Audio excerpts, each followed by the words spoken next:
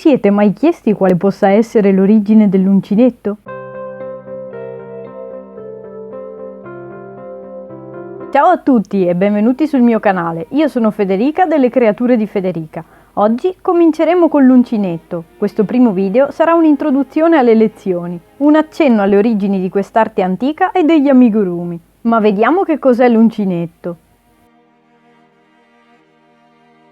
Sappiamo che l'uncinetto è l'arte antica delle nonne, di solito lo si impara proprio da piccole osservando queste ultime oppure le mamme come nel mio caso. A loro volta lo hanno imparato dalle loro nonne, tramandandosi così di generazione in generazione arrivando fino a noi.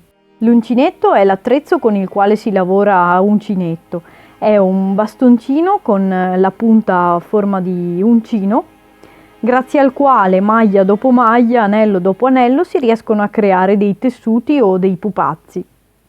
È chiaro però che la storia dell'uncinetto sia molto più antica e arrivi a noi da molto tempo prima delle nostre nonne, anche se comunque non si sa precisamente la sua origine.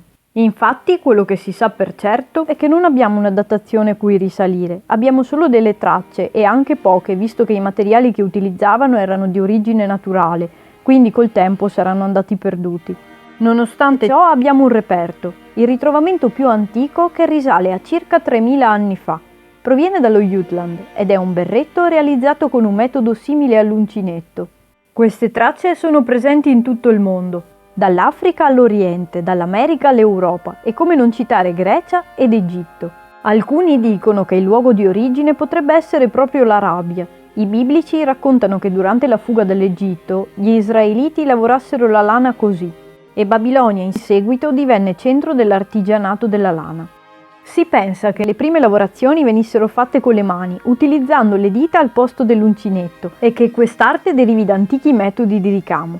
Ovviamente metodi e materiali erano diversi da quelli di oggi. I primi uncinetti erano di materiali semplici e naturali, alla portata di tutti, quindi ad esempio legno, ossa, lische di pesce, quello che trovavano.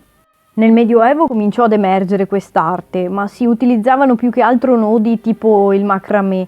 Solo nel tardo Medioevo cominciavano a essere fatti i lavori più simili a quelli che magari facciamo adesso.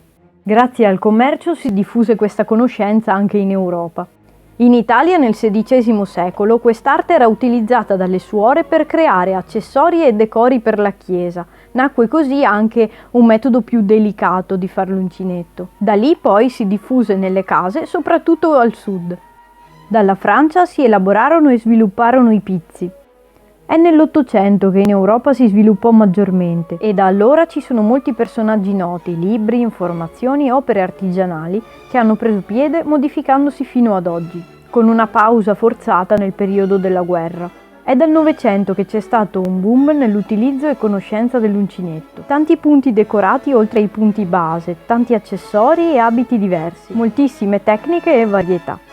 Ma oltre tutta questa storia esiste anche una leggenda legata alla nascita dell'uncinetto. Si racconta di una signora della Baviera che, rimasta sbalordita dalla bellezza dei fiocchi di neve ed essendo brava e capace con l'artigianato, voleva a tutti i costi riuscire a riprodurre la bellezza del fiocco di neve e ci riuscì grazie all'utilizzo di un attrezzo ad uncino e del filo.